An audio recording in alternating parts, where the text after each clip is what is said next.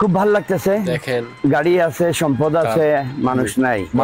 আমরা জীবন জীবিকার জন্য অনেক কিছুই করি, হ্যাঁ, কিন্তু শেষমেশ কি মানুষটা থাকে না। হ্যাঁ, মাঝে মধ্যে একটাই প্রশ্ন করি নিজেরে যে আল্লাহ যদি আমার 200 বছর বয়স দিত বাঁচার জন্য, আমি কি করতাম।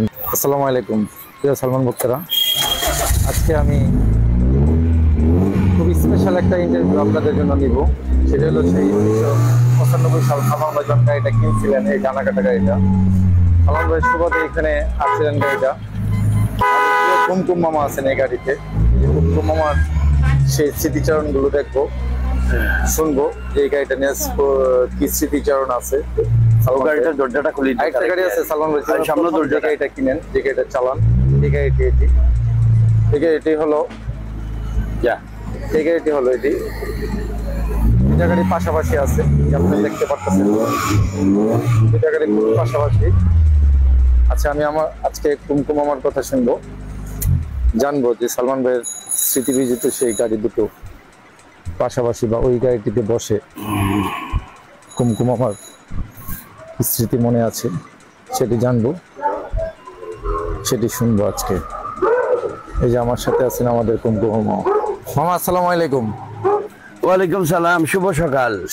মামা, শুভ সকাল। মামা, অনেকদিন পরে, অনেক বছর পরে ঠিক একই মডেলের একটা গাড়িতে আপনি বসছেন। সালমান ভাই এই গাড়িটা নিয়ে যখন আসছেন, আপনি অনেক ড্রাইভ করছেন। হ্যাঁ, আমাদের সবার প্রিয় মানুষটি। এইটাই ওই গাড়ি, এই গাড়ি ওই গাড়ি, দুইটাই ওর গাড়ি, সালমান ভাইয়ের গাড়ি। হ্যাঁ। আচ্ছা মামা, এই গাড়িটা যখন সালমান ভাই ফার্স্ট আপনার কাছে নিয়ে আসে, আপনার কি কোনো স্মৃতি মনে আছে এই গাড়িটা নিয়ে? আমি তখন 1 সপ্তাহের জন্য আসছিলাম আমেরিকা থেকে। জি, মনে আছে স্মৃতিটা। চমৎকার গাড়ি। জি, আপনাকে নিয়ে তো ড্রাইভে অবশ্যই গেছিলেন গাড়িটা। তবে এইটার থেকে জি, ওইটা আমার কাছে বেশি, ওইটা বেশি কমফোর্টেবল, বেশি চুজি, সুইটেবল মনে হয়। হ্যাঁ, সুইটেবল মনে হয়। ওইটা 2400 সিসির গাড়ি। 2400 সিসির গাড়ি, হ্যাঁ, 6 সিলিন্ডার। হ্যাঁ, ওটা কত সালে কিনছিলেন সালমান ভাই? ওইটা সম্ভবত 92 হবে। 92 তে। তার মানে সালমান ভাই অভিনয় জগতে ঢোকার আগে, মানে ইমন ভাই হিসাবে গাড়িটা সালমান ভাই চালাইছে, জাস্ট ইন করছে। তাহলে প্রথম ছবি তার কবে? 92 এ 3 তে রিলিজ পাইছে। এই ঠিক আছে, এরপর এই প্রথম গাড়ি হইলো ওইটা মানে 93 তে। তাহলে হ্যাঁ, 93 তে ওই গাড়িটা করছে। হ্যাঁ, আসলে এই গাড়িটা কেনার পরে, আনার পরে আপনি সালমান ভাই কি ভাবে বলছিল, যে কি বলছিল মনে আছে সে কথাটা আপনার?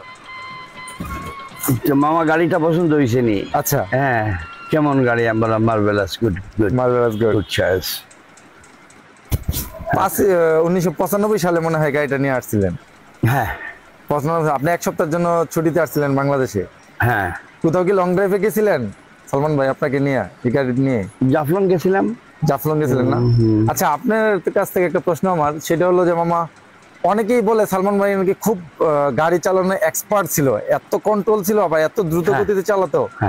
এটা কি আপনাদের মধ্যে কেউ করেন সালমান ভাই ছাড়া? আমি করতাম ছোটবেলা। আপনি করতেন না? আমি করতাম। এটা তার মধ্যেও ছিল, তার বাপের মধ্যেও ছিল এটা। তাই? হ্যাঁ, কারণ তার বাপের সাথে একসাথে চিটাং থেকে অনেকবার আসছি সিলেটে। আচ্ছা, দারুণ চালানো অনেক স্পিডি না? যার জন্য তারেও বলতাম না, কন্ট্রোলিং পাওয়ার ছিল তার। হ্যাঁ, সালমান ভাই গাড়ি চালানো নিয়ে অনেকের কথা বললে, যে এফডিসিতে গেলে যারা অভিনয় করছে, যারা সহশিল্পী ছিলেন, তারা সবাই শুধু একটা কথা বলে, আমরা গাড়িতে উঠলে দোয়া কুনুত সুরা টুরা পড়ে আমরা বুকে ফু দিতাম, করতাম, যে এত দ্রুত চালাইতো, ভয় লাগতো। তার বাপের চালানো আমার খুব ভয় লাগতো না? চিটাং থেকে যখন আসতাম, জি, খুব স্পিডে চালাইতো তার বাপও। But they have controlling power. Controlling ছিল। সালমান ভাই কি কখনো অ্যাক্সিডেন্ট করেছিল এত দ্রুত গাড়ি চালাইতে গিয়ে? মনে পড়ে আপনার? না, আমার মনে পড়ে না। তার বাবারও মনে পড়ে না। আচ্ছা, এত বছর পরে, দীর্ঘ 30 বছর প্রায় পার হয়ে গেল মামা, কেমন একটা গাড়ি ভক্তদের, ওহিদ ভাইয়ের কল্যাণে, আমাদের আপনার প্রিয় একটা বাইক না ওহিদ ভাই, তার সুবাদে গাড়িটা দেখতে পেলেন, এটা ফিলিংসটা কি আপনার মামা? খুব ভালো লাগতেছে। গাড়ি আছে, সম্পদ আছে, মানুষ নাই। আমরা জীবন জীবিকার জন্য অনেক কিছুই করি, হ্যাঁ, কিন্তু শেষমেশ কি মানুষটা থাকে না। হ্যাঁ, মাঝে মধ্যে একটাই প্রশ্ন করি নিজেরে যে আল্লাহ যদি আমার 200 বছর বয়স দিত বাঁচার জন্য আমি কি করতাম জি এর জন্য নবীজি ওই 63 বছর বয়সেই চলে গেছে যে আমরা যেন বেশি বয়স না নেই। জি